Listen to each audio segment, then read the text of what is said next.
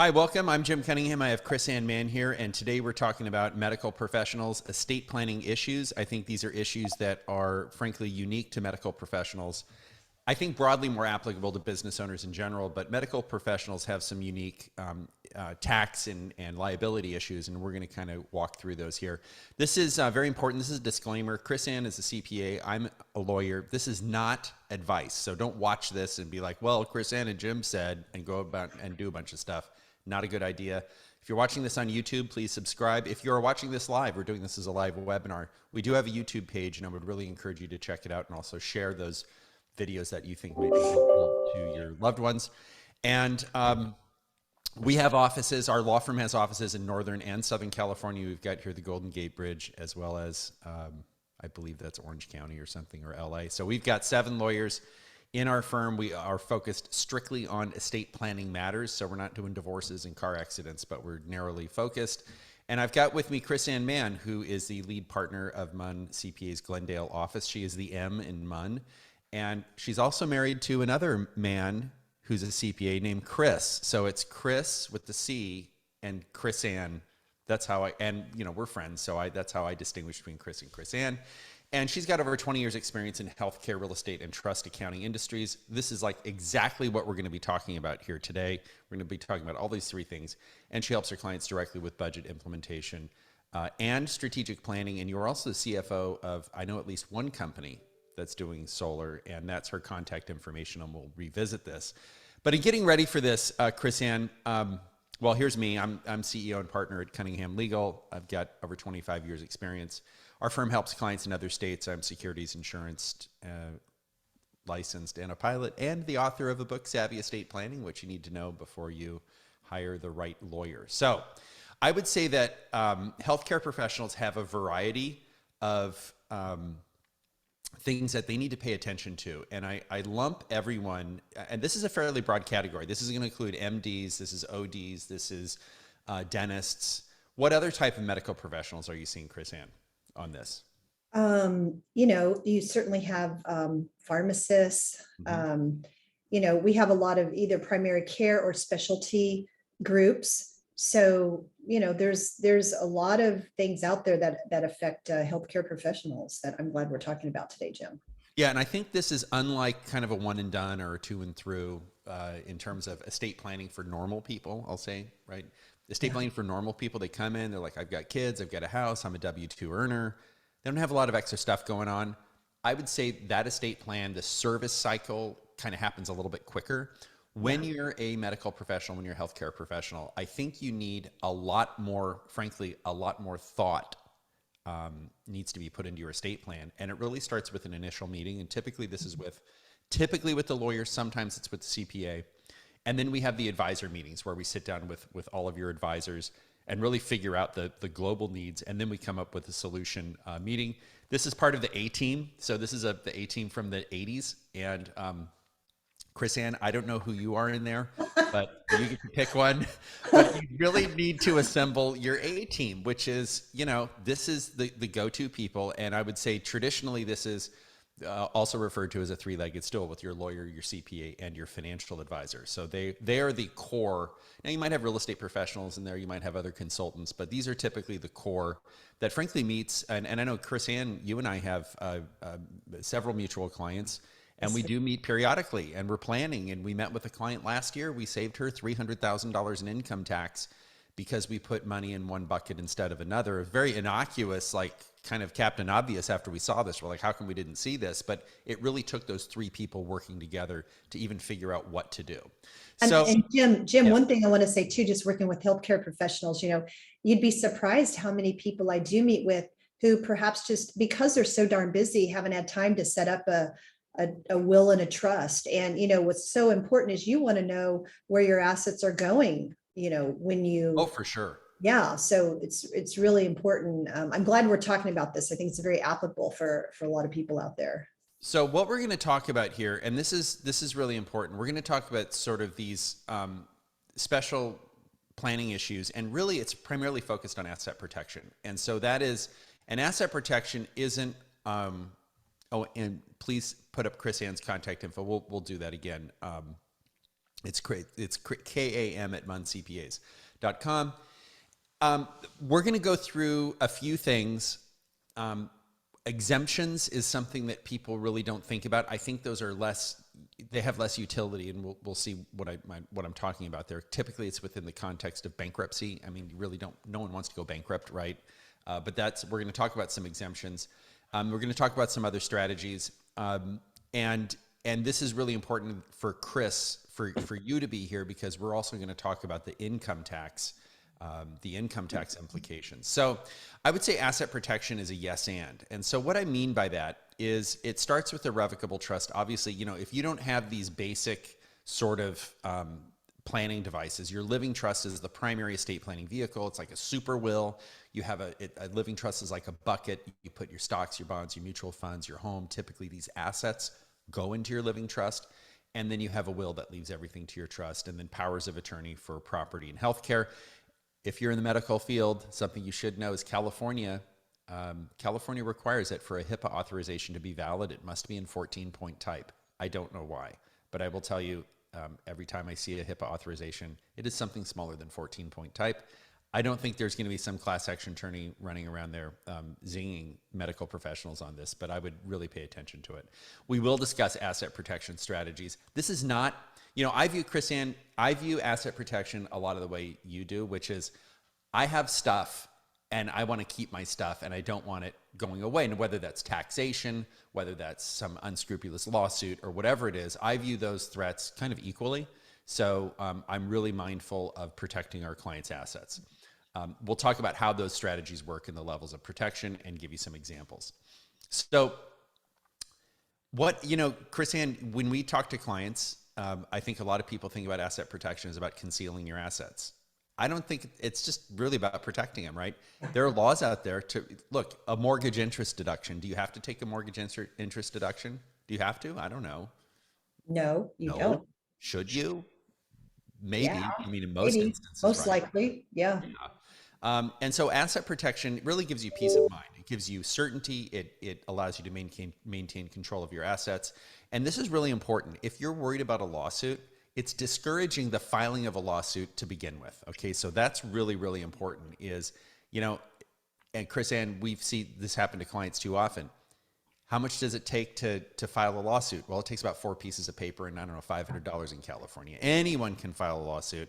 I do want to talk about these unlimited liability traps. A general partnership. If Chris Ann and I decide to go sell lemonade on the street corner and we say, hey, Chris Ann, I'll buy the lemons, you buy the glasses, and let's go make some lemonade and sell it on the corner, that is a general partnership. Okay? That is unlimited liability. So if you have a partner, if you're in a medical practice with a partner, you are 100% liability for your partner's screw-ups. Personal liability, that's the nature of a general partnership. Do you see general partnerships that often, Chris Ann, in your tax prep? I don't at all. And if I do, we talk about it because like you said in your example, you and I are making lemonade. What if something happens and we get some salmonella or something in that lemonade and someone drinks it? Guess what? We're both liable for that. Yeah. There's no Or, protection. yeah. Or what happens if, you're in a practice with a partner and that person's making some hiring or firing decisions and they don't follow the law. You're on the hook for that. And you know what, folks, a lot of times that's not covered by insurance. So that's really, really important. So high level concept, if you're doing the malpractice, you can't limit your own professional negligence. Okay. So this is just a foundational concept. You are always responsible for your own negligence. Okay. If you're the bad actor, but remember, if you're the owner of a business, you might have a lot of other people acting on your behalf. That is not the case, right? If somebody else is committing that negligence, there are some things that you can do. I would say that, Chris Ann, this can be really dangerous. Okay, whether you're a healthcare professional, a lawyer, or other type of licensed professional, a lot of people, they just kind of work together and it might be informal. That's a general partnership. You are, as we said in the lemonade example, you're 100% liable for your partner's negligence. And how often does that come up? Well, it comes up when your partner can't pay, is the bottom line, right? So then you end up holding the bag. And then there's also non-practice personal liabilities. A lot of people will say, and I recommend, Chris Ann, when we meet with clients, get an umbrella policy, get Yep. adequate insurance. That Mhm. is a no-brainer, but something to understand is insurance does not cover all risk. Insurance is limited in time, meaning typically it's an annual renewal, right? And then it's also limited in what it covers. So if you have $1 million policy and a $2 million claim, you're going to have a gap there, right, where the claim is greater than your policy. And so let's talk about taxes. What do you see your clients paying if someone's making a million a year or 500 a year? They're paying a lot in tax, aren't they? They are, I mean, unless most of that is capital gain, which is at a lower rate most of the time. Yeah, you're paying a high tax rate there. And let's talk about the point. There's a Medicare tax, but if you're over, I think it's 250. If you're a joint filer, there's an extra 0.9% Medicare tax, right? That extra high income earner tax. We'll mention that a little bit later. But something else to be mindful of is there's a death tax. Now in California, there is no death tax, but if you say, hey, I'm moving to Washington because I want to, hang out in the San Juan Islands. Guess what, folks? Washington does not have an income tax, but they have a 20% death tax. So that is a big deal. And that's something that, it's a great place to live. You just don't want to die there. California is actually kind of a great place to die in if you think about it because, right? I mean, you get community property, you get an adjusted cost basis. There's some other good things about living in California, but I say that a little bit tongue in cheek. Another one is protecting what you leave your kids to future ex-sons-in-law and future ex-daughters-in-law. And I will tell you, it is not uncommon to sit down with, after the parents have died, the child comes in, maybe the son comes in with the daughter-in-law, and that is, the son-in-law and daughter-in-law's money. That's how the daughter-in-law views it. And then, heaven forbid they go through a divorce and you could potentially lose all of it. So when should you do asset protection planning? Chris Ann, we know this. It's before the claim arises. Because if you do it after, it's called avoidable transfer. This used to be called fraudulent transfers. But even if you have a claim that may be out there that you're really worried about, there are, as you'll see, we'll go through some of these exemptions that are available to you to protect those assets. And this avoidable transfers, this is really important. Once your house is on fire, it's a little too late to buy fire insurance. And another thing is if you make a certain amount of money and you're spending more than you make, it is really hard to do any kind of tax planning. So I would say some fundamentals here is you want to kind of spend less than you're making, right? On a high level, Chris Ann, because it's hard to do tax planning if you're spending more than you're making, which I never understood that growing up. I'm like, how could you spend more than you're making and then, credit, right? So we're going to talk about different levels of asset protection. And we'll spend a little bit of time on domestic asset protection trusts. Offshore, I think, there are all these varying degrees that you can go to. I will say most of our clients, Chris Ann, probably are somewhere between level 1 and 6. We don't get a lot of offshore people because they go, wait a minute, I got to put my money in the Cook Islands. I don't even know where the Cook Islands is. So it's south of Hawaii. Yeah. So I think that's where a lot of people get a little nervous. So let's look at what's TCJA, the Tax Cuts and Jobs Act, right? There was TJRCA, but TCJA, these acronyms are horrible. So this was kind of a game changer, wasn't it, Chris Ann? I mean, maybe if you can kind of hit the highlights on what, there's the estate exemption, obviously, but maybe talk about some of the other things that are going on with the Tax Cuts and Jobs Act. Well, yeah, I mean, we have it was at 39.6% was our tax rate. It dropped to 37%.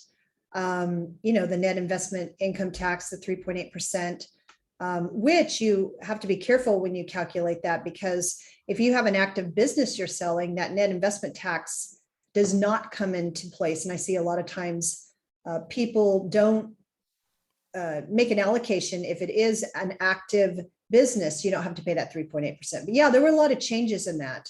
A lot of real estate changes as well. Yeah, and I think the biggie here is the state income tax deduction limits of $10,000. Now, of course, we have AB 150 in California, which was a workaround that I think they kind of slapped this together in about 5 minutes and pushed it out kind of half baked. And are all the rules in the final rules and forms done, or are we still kind of in this middle period? Well, I think they think the final rules are done. There's some things that we'd like to see more clarification on, but this is a really good thing for us because, as you know that we are capped at $10,000 for our state and our state taxes withheld, our estimated payments, and our property tax. So this helps you get around that by being able to take net income through your corporation and basically passing on a tax credit to yourself that you get to deduct on the federal side. There's a lot of advantages to this. Yeah. So stated another way, if you have a business, let's say it's a partnership or an S corp, and we'll talk a little bit about what that is. But partnerships and S corps do not pay federal tax on their own. They don't pay state. I mean, they do pay some state tax, but they're not paying income tax, right? Those are pass-through entities. Those are flow-through entities where if you have a partnership. And the partnership earns money, that you as the individual partner pay taxes on that. What California did is they allowed the partnership itself to pay the state income tax. And I believe it was a flat rate of 9.3%, right? Correct. And then you get an offsetting credit. So this is really, really important. If you are in business for yourself as a sole proprietor, you can't do this, can you, Chris Ann? I think you have to have an entity, don't you? No, you should have an entity, and that's why we're seeing maybe some people saying, hey, now I want to be an S corporation to be able to do this. For example, let's say you have a corporation and you have $300,000 of net income on your state tax return. You get to multiply that by 9.3%, which is like $27,900. And then you get to deduct that on your federal return. And if you're at the 37% tax bracket, you're getting basically a federal tax benefit of like $10,300. Yeah, that's $10,000 less you're paying in tax. Exactly. And I've examined this for most of my clients, and I haven't found one case where really you shouldn't do this. Which is kind of funny that they took away the state and local tax deduction, because all the states are doing now is they're doing a workaround for, so I mean, it's kind of silly if you think about it, but and Jim, not all the states are doing this. Okay, thank God, California. I know, I was shocked. Think about California. I was so happy. Right. Well, let's talk about some exemptions. Jim, Okay. So, one other thing, though, to those out there who have done this or Yeah. want to do this, you have a June 15th estimated tax payment coming up. So make sure you do that, because if you don't get to take this in 2022. And it's the lesser of $1,000 or 50% of what your pass-through entity tax was for 2021. Yeah, so that's really important. There's a June 15th deadline, and we're recording this on May 4th, which I won't play any trademark software or music from Star Wars, but because they'll boot us off of YouTube. But it is May the 4th. May the 4th be with you. Which is not too June 15th, not not too long from now. Right. So state statutory, what am I talking about here? Bankruptcy exemptions. This is like the most base level. It's like, if you lose everything, how much do you get to keep so you're not living in the poorhouse? These vary from state to state, and it varies from asset to asset. So there's not much here, folks, on this one. You have these personal property exemptions at $3,000, and then your business and trade tools. I mean, this is nothing. Life insurance in Louisiana is 100% protected. California, you can protect $13,000 cash value. IRAs are capped at $1.5 million each. That's different than a 401k. You could allegedly kill your former wife and her boyfriend, which is what O.J. Simpson was found, criminally not culpable, but civilly was found liable, and the families have not been able to collect against his 401k because it's 100% protected from creditors, even if you're a murderer. Jim, I have a question. So, sometimes a physician will roll out of his corporation or group, and they have a 401k plan, and they are being told to roll that over into an IRA. Could this be a planning tool that maybe that corporation sets up their own S corporation, rolls that 401k plan into their own 401k plan, and therefore they have unlimited protection on that, versus rolling it into an IRA when you only have $1.5 million protection? Yeah, it's something to, yes, I think that's correct, Chris Ann. That is an approach. There's another approach we're going to see where we can pretty much protect everything if you're a California resident. So very, very important point. Homestead exemption. This depends on the county that you live in, And so there's a $300,000 to $600,000 equity protection. So if you own a home worth $1 million and there's an $800,000 mortgage on it, you're protected no matter where you are in California. If there's no mortgage on it, then you're going to have this difference of 300 to 600 in protection, and that is tied to the average price of a home in your county. The problem, these are bankruptcy exemptions, and here's the problem: if you're solvent and you file for bankruptcy, they'll reject your petition. So you're just not even going to get there. So these are bankruptcy petitions. They're not particularly useful in the real world. Again, the ERISA plans, the 401ks, 100% protected from creditors. This is really important. Even a Roth 401k is 100% protected from creditors. So you get the double benefit of creditor protection and tax planning. So we'll look at a hypothetical client, Hal and Wanda. They have a $12 million estate. Red is not protected. Green is protected. So, and this yellow might be protected, right? Because you have a $600,000 exemption. But on this $12 million estate, it's pretty much all exposed to creditors. And this is, this sometimes keeps people awake at night. And just because you retire, for example, maybe you might exit a practice, doesn't mean you won't have a liability that rears its ugly head down the road. Now, sometimes it is possible to convert non-exempt assets to exempt assets. What do I mean by that? Well, if you have $200,000 in equity in your home and you have $100,000 cash, you could pay down your mortgage $100,000, and then now you're converting cash, which isn't protected, to home equity, which is protected. And also, as you mentioned, Chris-Ann, you could move your IRA into an ERISA plan. So it's kind of a reverse 401k rollover. California has something called the California Private Retirement Plan. This is a fantastic planning tool that really puts people, gives our clients peace of mind. You designate certain assets within a fairly robust structure, but what you're doing is you're designating assets as retirement assets. Those are protected from creditors, much like the 401k is protected from creditors. Slightly different rules on that, but this does require setup and care and feeding. So there is some time, effort, and attention and resources put to this, but this is really, I think, for many people, I don't want to say the silver bullet, but this can benefit. And look at Hal and Wanda's case. You can't put everything in a retirement plan. Let's say they leave $1 million out, but the rest of it is protected, and there are mechanisms in the plan to protect all these assets.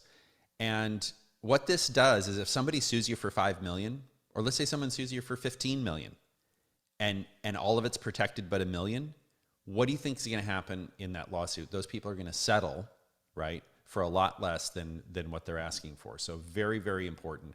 And then kind of going up level two, in our firm, we don't see this a lot, and you're going to see why. It's because you have to get a separate lawyer. So something to understand: all property acquired during marriage is considered community property, except property acquired by gift or inheritance.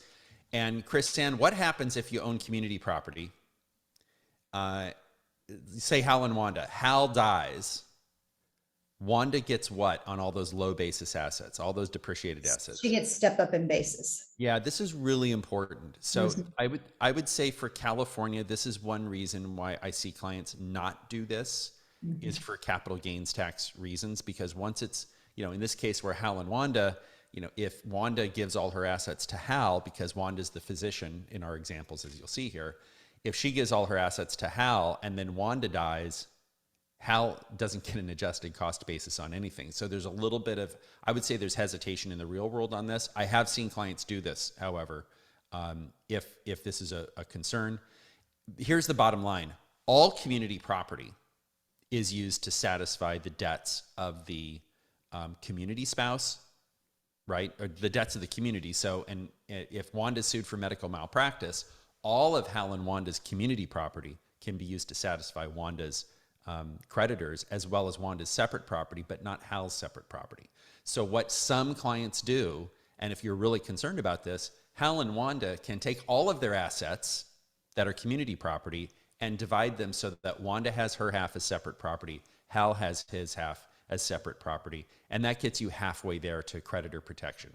I would say it's probably a suboptimal outcome, but that would be an example of an outright distribution. You can also do a lifetime access trust. Here's the problem. Each spouse has to get their own legal counsel. So you can't just go to one attorney to get this done. That's why when I say we do this for clients, we're not doing a lot of the work, which is the transmutation, right? So each spouse, Hal and Wanda, have to go to separate lawyers. Do you see this a lot in practice, Chris Ann, where people are doing separate property transmutations? I really don't. Yeah. I haven't seen any of that. Yeah. So I think this is kind of something that if you're a medical professional, you need to know this level 3 protection, because I think this is probably one of the most common things that people have. If you're watching this and if you're a client of Chris Ann, you probably already have some type of entity. So what we'll talk about is professional corporations and professional limited liability companies. I don't see professional associations that much. You see them in other states. What's the difference? Well, let me tee this up, Chris Ann, because I want you to talk about the difference between an LLC and a corporation. It takes two partners to form a partnership. A limited partnership, to limit your liability, a limited partnership requires one general partner. So if Chris Ann and I go out and sell lemonade and we want to limit our liability and we use a partnership structure, we might have to form a corporation to be the general partner, and then each of us are limited partners. Well, that sounds like a lot of make work to me, right? It sounds like lawyers are making more, accountants are making more because there are more returns. Well, what happened is somebody came up with this brilliant idea. Why don't we do a limited liability company, so that you can actually be a single member limited liability company and have limited liability? So it really is the best of the limited partnership, but the ease of a single person being a member, or a couple being a member of this LLC. And maybe talk a little bit about why the difference, I know this is a broad topic, but the difference between partnerships taxation and corporate taxation, because an LLC can be taxed as a partnership, or it can be taxed as a corporation or disregarded entity. But just walk us through briefly the benefits of a partnership versus a corporation and when you might use those. So of a partnership versus a corporation, certainly the differences are, in an LLC, it can be more flexible with distributions. In an S corporation, you have to have equal distributions. In an LLC, if you want to give Jim and our lemonade company, maybe you're really working hard and pounding the pavement, you're going to get maybe a little bit higher distribution than I am. That's fine in the LLC, as long as there's a reason behind it. And in an S corporation, we have to take equal distributions. Yeah, so a little more rigid. They're taxed a little bit differently. But I would say in terms of just moving on to when you exit this thing that you're working on, consider a buy-sell agreement, whether you have a partner or not. This can be funded with life insurance or not. This needs to be reviewed annually. Here's why. We meet with a lot of surviving spouses. In law, we use these terms of art. Surviving spouse implies that a spouse has died, right? So if you're the spouse who's working in a medical profession and you die, you got to do a lot of stuff. It's nice to have a plan, right? And I'm not talking about even some fancy tax plan or whatever it is. Just have some guidance, because if you put this into context, your surviving spouse will likely be devastated. He or she might be happy. I don't know. It depends on your marriage, right? But probably going to be devastated, and they're going to have a whole bunch of stuff to do. And then when you heap on all these other tasks, it's better to say, hey, go talk to this person. Or, if I die, this person takes over everything. You can work on the details, but I think it's very important on a high level to have this done. And there are special rules. I know dentists, if you do not transition your practice within 30 days of stopping practicing dentistry, the state shuts your dental practice down. And that's a quirky rule that we found out about when one of our dental clients passed away without a plan. So I'm going to go through a tax planning example, and maybe if you can, Chris Ann, put some color on this. So let's say Wanda makes $1,147,000 a year. Wanda takes a salary of $147,000 and dividends. Why does Wanda save $37,000 in Medicare taxes? That's that 2.8%, 3.8% tax plus another 0.9. What's going on here? How does this work? Like if you were going to set up a client, a physician client with a professional corporation, they would pay themselves a salary of 147. And how is that other million taxed? It's not taxable for Social Security purposes. So you're going to save that Medicare surtax. And if she hasn't hit the Social Security limit, you'll save on that as well. Yeah, and so I put the 147 happens to be the Social Security limit. Yeah. You could. It goes up every year. It goes up every year. You could play the game of paying yourself $100,000, but I would say that if you're within, if you're in your 50s, and you're making money, you really should seriously consider, and you can control how much salary you take, you should really consider taking the maximum salary, because you need 10 years of maximum salaries to get the maximum Social Security benefit. So that Social Security benefit is a big, Well, the you know, Medicare, really the Medicare, Jim, right? oh yeah, for You want sure. to get the Medicare tax. I don't even care so much about the social, I mean, Social Security is important, but that Medicare, think about how much our insurance goes up every year. Oh, for So you want sure. to make sure you're eligible for insurance, for Medicare. And then the cash balance pension plan, that's like a super 401k for lack of a better term. You can put up to, what is it, 250 now or something, a little bit of, depending on your age and some other factors. But there are other ways where you can use an entity to also defer taxes by contributing to a 401k. And on exit planning, Wanda signs a buy-sell agreement and to sell her practice in the event of her death that pays out $1 million. So at Wanda's death, Sam takes over her practice and Hal gets the $1 million. So this is how these buy-sells work, is that the person receiving the value of the practice gets the practice, and typically the spouse or other family members get the life insurance policy. I want to talk a little bit, well, we have some questions here. Let's cover these. Anonymous asks, is having a C corporation for medical professionals common? I see more S corporations than anything, because on the C corporation, if you leave any income in it year in, it's going to be taxed at a certain level tax rate. And then when you take it out again through salary, you get taxed again. So you have to do a lot of tax planning when you have a C corporation versus an S corporation. And I think people, if you started your C corporation 30 years ago or 35 years ago, the rules were different then. So I think a lot of these are legacy C corporations, and there can be a pretty steep tax hit baked into that. So that's something, I would say that's something you can convert. There's a process you go through, but that's something that you definitely require your A team, and something the first call I would make is to Chris Ann, quite frankly, and say like, hey, I got the C corp, is this a problem? Right. And then she would be I think the lead on that three-legged stool, talking to the CPA first, because that's really a financial analytics issue. Is the state statutory exemption only for California state? Is this for a C corporation? Yeah. So I think the exemptions, if it's a bankruptcy exemption, there is no federal property law. It is all dependent on state property rules. So a lot of people don't realize this, that rules are different between states. So I guess the Enron folks, when they went bankrupt, they ended up moving to Florida, or maybe they were already there. So Florida and Texas have an unlimited homestead of any amount. It's limited by the size of the lot. And I believe in Florida, it's a quarter acre.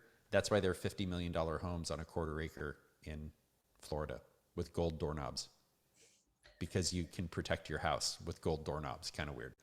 How can Sepps be protected? Sepp, is that ERISA or not, Chris Ann? It's not, I don't think it's ERISA. I don't think so. No, no, it's not qualified. No. Yeah. So I think I would say I don't Like know an about IRA. the asset protection on that one. I'd have to double check. Is the protection different for other states? Is the homestead exemption only when you have a mortgage? So homestead exemption protects home equity, and the rules differ state to state. Again, Texas and Florida have unlimited, if within certain parameters, unlimited homestead exemptions. ERISA plan is Employee Retirement Income Security Act of 1974. That's the acronym. Sorry, I didn't put that out there. Is a professional corporation a C corporation? No, a professional corporation is a corporation for a subset of humans who are licensed professionals, typically lawyers, CPAs, engineers, and physicians.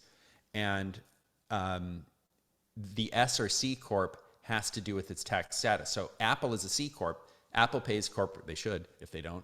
They pay corporate tax at the corporate level. Then when they give you a dividend, you pay tax on the dividend. So you're taxed twice. An S corp does not pay federal taxes, right? In the same way Apple does. All of that is taxable to the shareholder. So that's, but I would say most professional corporations that I see are S corps. I mean, I'm not setting up C corp professional corporation. Who provides Super Saver pension plan to save up to $250? That would be a cash balance pension plan. And that is a defined benefit plan. If that's something that you're interested in, you could certainly reach out to us and we can connect you with the right people. There are some limitations on that. If you have employees, it starts depending on their age, and it's kind of pulling a thread on a sweater. Is the homestead exemption for a certain value? Yes, it's equity. So your home, if it's a $5 million home and you have a $4.9 million mortgage, you have $100,000 equity, you're protected. So it's based on the equity. Is a solo 401k protected? Is it ERISA? A solo 401k is an ERISA plan. It's a 401k plan. So let's talk about leasing LLCs. I see this a lot in my practice, Chris Ann. I think you see it a lot, where what we do is we separate the asset from the activity and the liability. So why would somebody create an LLC for equipment? Or why would somebody do that? Like if I'm buying an MRI machine, I run a surgery center. Why would I put that in an LLC and lease it back? What's the benefit?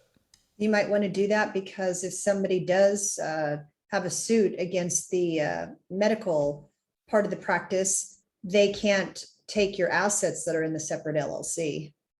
Yeah, I mean that's really the big deal. Is it's segregating out the liability from the assets. We had a client who has a vineyard in Sonoma County, and we separated out the land from the vineyard operation because, heaven forbid if you start a fire in Napa, or Sonoma, that could spread rather quickly. So what we do is we wanted to protect that land, that asset. So the idea here is you're separating out the assets from the liability.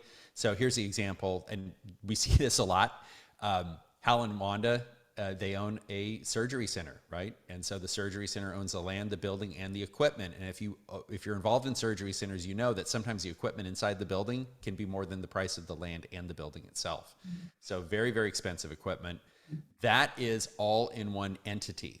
Hal and Wanda own the shares of the LLC. So they still own it, but the LLC owns the actual asset, and then they own those shares. And then Wanda's professional corporation leases the surgery center and medical equipment and pays rent to the LLC. Wanda's protected the assets of the surgery center so that equity that she's got there, that value from creditor claims arising from her practice. Okay, very, very important. And again, typically professional corporations are taxed as S corporations, and LLCs that hold real property should avoid being taxed as a corporation just on a very high level. So they're typically a partnership or disregarded entity. I do want to talk about another sort of next level. So we're kind of going up the food chain here. Now we're going to talk about non-practice assets. And we're going to talk about rental properties that you have, cash, bank accounts. This can be coupled with a gifting program. And what I mean by that is right now you can leave $24 million if you're married and $12 million if you're single, tax-free. That's going to get cut in half in 2026. So if you're married and you got a $30 million estate, you need to be thinking about it. If you're married and have a $5 million estate or $3 or $4 or $2 million estate, I'm not sure you really need to be thinking about gifting, unless you're going to come into a lot of money. Gifting, it's important, does not mean losing control. So Hal and Wanda create an LLC, and we typically, for our clients, create those under the state of Wyoming. It's a close, not a close, but a close LLC. Typically, it's going to be taxed as a partnership, which files its own return, right, Chris Ann? Yeah. A partnership, what is it, a 1065? 1065. Yeah. Yeah. And typically the LLC is going to hold the assets directly, whether it's the shares of the publicly traded stock or whatever it is. So you have this holding company that's a Wyoming LLC, and then you might have a multifamily rental. You might have a 10-unit apartment building. That 10-unit apartment building typically is in its own LLC because you don't want that asset, if there's a problem with that asset, you want to limit the liability to the assets of that property. So this is, I know maybe it's a little TMI, but you have this corporation or this partnership that files its 1065 that owns an LLC, and an LLC can be a disregarded entity. What is a disregarded entity, Chris Ann? How does the federal government treat that? Basically, as just one person owns it, so it just flows through to the individual on their individual return. Yeah, so you file a state return, but not a federal return. Right. So those are, those are very common. So you would have the Wyoming LLC owning the shares of that LLC. So everything's reported on the partnership return. Here's the benefit of Wyoming over any other state. Now there are some Delaware and Nevada come in essentially as kind of close seconds. If you own shares of an LLC, the shares of that LLC, if there's creditor issues, the creditor is limited to a charging order. What a charging order means is that they receive a K-1. they receive the tax bill because partnerships don't pay taxes. They receive the tax bill, but they don't get any assets to pay the taxes. That is a toxic asset. And what this does is you don't see too often this actually happening, because when the creditor sees what's coming down the road, Chris Ann, they go, yeah, I don't want this. Let's settle for pennies on the dollar. They don't want it. So you don't see this actually happening that often because it's such a bitter pill for the creditor to swallow. They cannot join the management team. They can't dissolve. They can't force a sale of assets. Folks, this is a very, very powerful tool. And I think too many lawyers don't even know about this. I mean, it's just kind of they go, oh yeah, that sounds interesting. I don't know why anyone would want that. I mean, I don't know why lawyers aren't talking about this. I know you see a lot of these, Chris Ann. You see a lot of these out-of-state LLCs. So translation with all that, if you have your assets in a Wyoming LLC and you run into creditor problems, when the creditor tries to take your shares of the LLC, right, they're just going to get a charging order. They're not going to, they're going to have to pay tax and they won't get money. So it's good for you, bad for the creditor. Domestic Asset Protection Trust is typically, now we're in California. So, well, Chris Ann, you're not in California, are you? No, I'm in our La Hui office in Hawaii. You're in your Hawaii office. So that's maybe I can go do because your firm does my income taxes. Maybe I can go visit you. Is that a deductible expenditure if I visit you in Hawaii? I can't really say right now. Yeah, okay, you can't say Yeah, that. you know, if there's a business component in it, and Sure. you know, there's always ways to probably take a portion of that travel if you're doing some other business there. So, But the reason I mention Domestic Asset Protection Trust and not California is you don't see these in California. Yeah. You see these in Nevada. You see these in Delaware. You see them in Alaska. You see them in South Dakota. And what these are is a domestic asset protection trust is where you take a certain amount of assets, you create a trust, maybe in Nevada, you hire a Nevada trustee, you place those assets in Nevada, and that particular jurisdiction has about a 2-year baking period, meaning you have to put those assets in and you will be fully protected after about 2 years. And this has enhanced, and all these planning strategies can be used together, but this has enhanced creditor protection. And these are what we call self-settled domestic asset protection trusts. And so Hal sets up a domestic asset protection trust, names a Nevada trust company. So he sets up this bucket in Nevada, and he and Wanda are discretionary beneficiaries. And the Nevada trust company administers the trust under the laws of Nevada. And I put delaying avoiding tax in an asterisk because here's something else. And I think the break even when I do the math on this, Chris Ann, is probably about 10 million. If you're not having a liquidity event where you're liquidating assets. First of all, you have California source income rules. So with real estate, it's kind of hard to do this because you're going to have to pay your state income tax. But if you're talking intangibles like stocks and things that are not real estate, this can be a powerful tool to delay the payment of state income tax. And what do I mean by delay?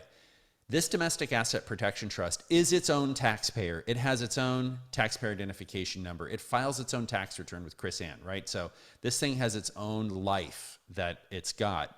And as long as the income is not distributed to Hal and Wanda, it's paid at the trust tax rates. Yes, they're high, but your state income tax is deferred. And if Hal and Wanda choose not to take this money out for a long time, they can move to Florida for a few years and then maybe take a distribution later and avoid the California income tax altogether. I would say this is a little bit of a dangerous game.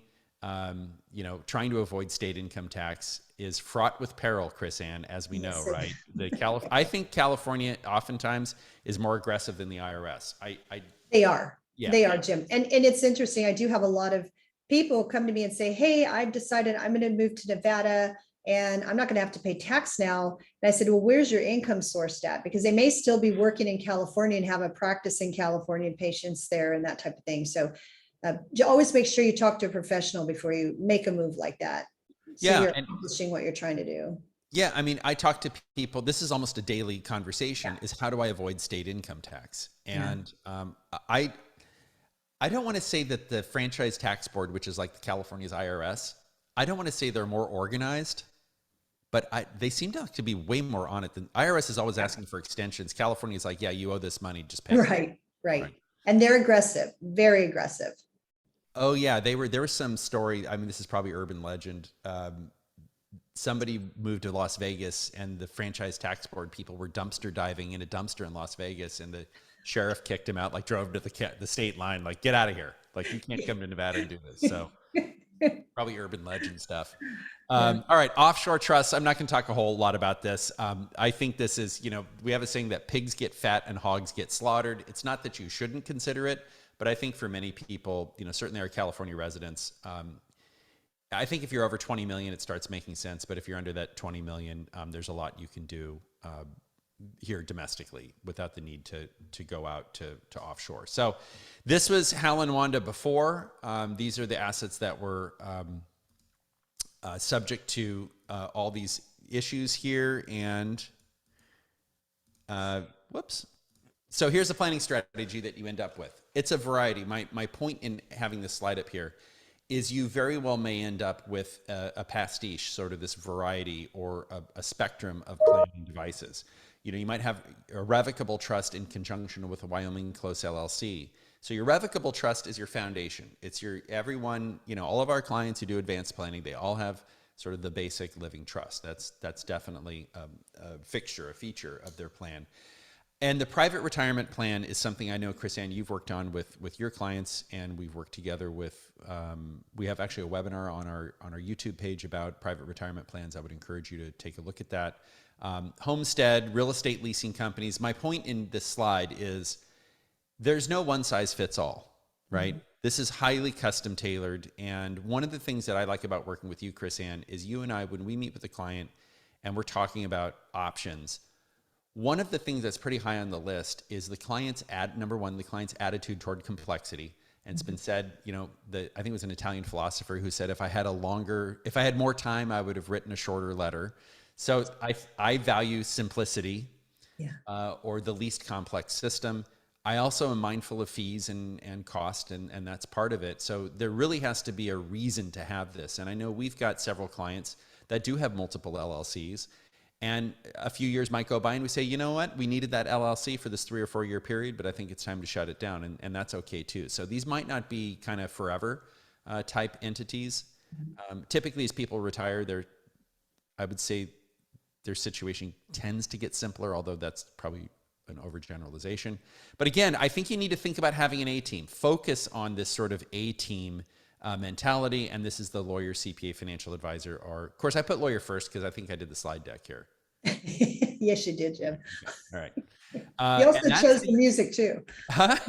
You also chose the start. Yes, I did, which we won't play because they'll boot us off YouTube if I play it. So, so this is the end. This is our website. This is how you reach us, or this is our YouTube page. I would really encourage you to take a look at that. Here is our website, and you can schedule a time to meet with us, and our YouTube page. And please review us on Google. That's very important.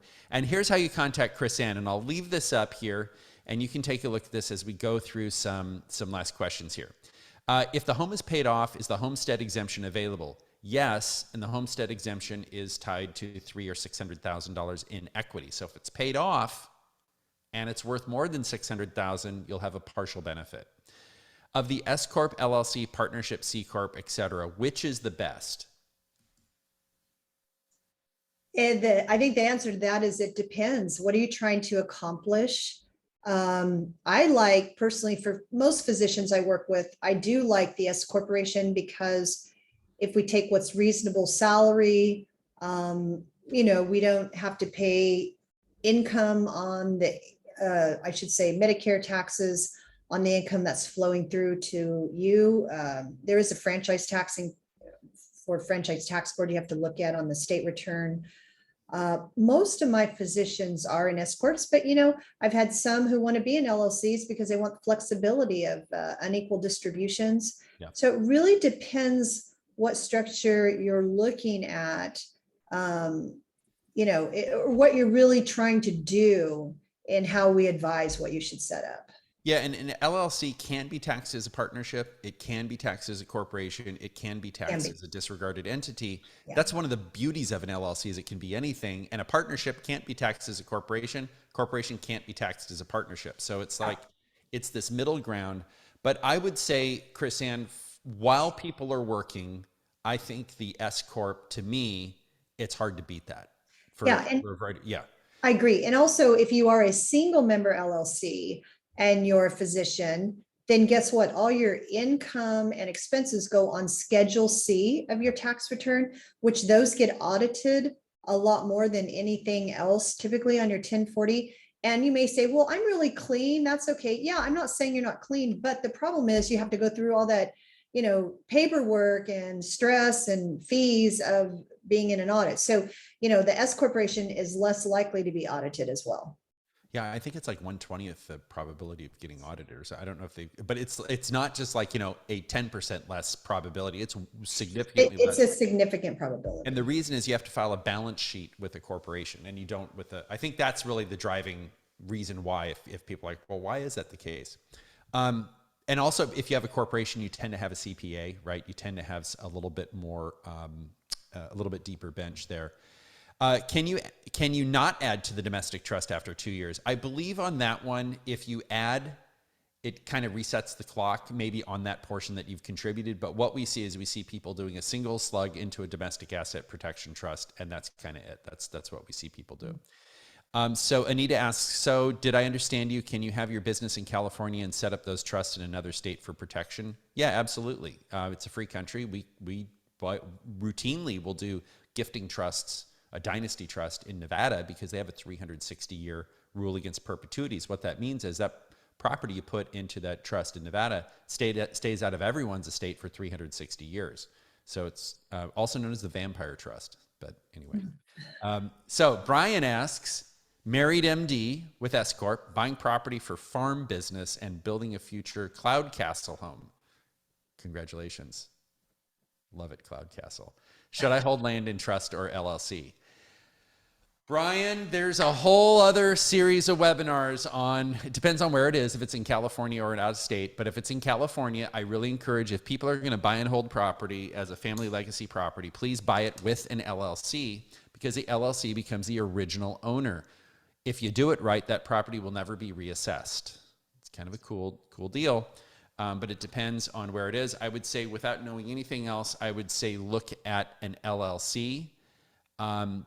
Because it's a business. Now remember, personal use assets, right? Chris, and people say, well, can I put my house in an LLC? It's like, well, no. I mean, you can, but LLCs are businesses. So maybe you should talk a little bit about that. What if you put a personal use asset in an LLC?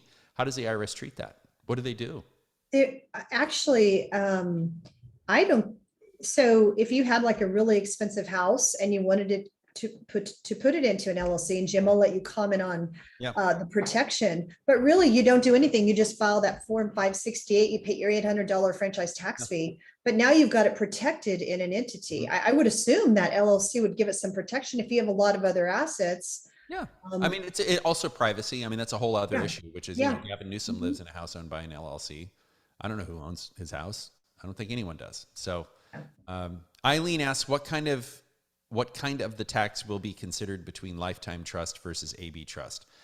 Eileen, I think what you're asking is when assets go into an AB trust. So A is the alive spouse, B is the buried spouse. So if assets that go into that B trust, when let's say Hal and Wanda, Hal dies, Hal's half of the property goes to this B trust. When the kids inherit that property, they do not get another adjusted cost basis. So what that means is if the property's worth $1 million when it goes into the B trust, and now it's worth $3 million when the kids inherit it and the kids sell it, they're going to have to pay capital gains tax on the $2 million profit. So that's for one reason why B trusts are really kind of lost favor, frankly, for a lot of people. If the home is paid off, the home value is more than 600, what do you do to get covered fully? You would have to have debt on that. You would also have to live in a county with high property values. I would say, if you're on the coast, you're probably close to 600, and you would have to have debt on that property. That's one way to do it. I'm not saying go out and get a mortgage to protect your homestead exemption, but that's to answer your question. I'm not recommending you do anything necessarily. Brian says, S Corp MD, my CPA is conservative about reasonable pay since I'm the only member and doesn't want to do a larger share through K1. Is she overly conservative? I don't like to comment on that with other professionals. I'll just tell you kind of how we look at it Yeah. is In all of my years of public accounting, I've only been questioned once by IRS of whether something was reasonable compensation or not. There's a lot of factors to look at. For example, if you're trying to fund a maximum pension, you're going to want to have a higher salary. If you don't care about that, you might want to have a lower salary. So there's a lot of things to look at for that. Here's what I've seen on the law side. So both Chris Ann and I get reports of information from cases in our fields, and sometimes we get the same information, but here's the really egregious ones. If a doctor's making $1 million a year and the doctor pays herself $10,000 and takes $990,000 as a distribution, that's pretty obvious. Or at worst, zero. The ones that I see are where you take zero, which is, come on, you can't do that. Yeah. So Jim, your exposure there really, either way, you're reporting the income, right? Because you're getting a W-2 for 10,000 and you're getting a K-1 for 990,000. So it's all going to your 1040. Overall, you're reporting the income. Really what IRS is looking at are those Social Security taxes. So if you pay 10 and the Social Security rate's 140, they'll ding you on that. I mean, it's not that big a deal, but remember the other side of that is on the franchise tax side of that, franchise tax board, they're going to charge you 1.5% for any taxable income you leave in the corporation. So the question is, do I want to pay the 1.45% for Medicare, which is, if I'm the employer, it's really 1.45 twice because you got your employer and your employee share of Medicare, or do I want to pay the 1.5% franchise tax? A lot of times it's probably better to pay the 1.5% franchise tax as opposed to paying, almost 3% of the Medicare between the employer-employee portion. Yeah, and I would say, you're highlighting something, Chris Ann, which is if in a given year, we file a tax return every year, right? As taxpayers, don't wait until the year's over to meet with your advisors to do planning, because there's a lot you can do. I mean, I remember going through this with Chris and you and Chris, your husband, on the AB 150 issue with our law firm. If I hadn't have been on it, if you guys weren't on it, I would have paid a lot more federal tax. So, and it's all legitimate. It's all like above board. Everyone's taxes are being paid. It's just the ordering and the sequencing.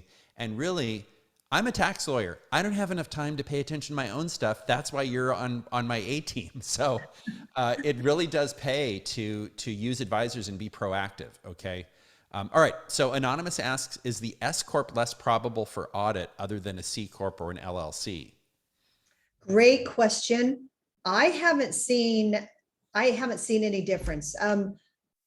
I really haven't. I don't think you're any more likely to get audited with either of those. I'll tell you again, the one thing is I always like running something through an LLC or an S Corp versus putting it on Schedule E or Schedule C, just because and Schedule E's haven't been audited. There was about 10 years ago, they were really being hit hard with audits, but I haven't seen Schedule E's really been audited too much lately either. I mean, it's mainly the Schedule C's, just that when you're self-employed and you put it on a Schedule C on your 1040, it seems to be, what I've seen, creates the most audit risk.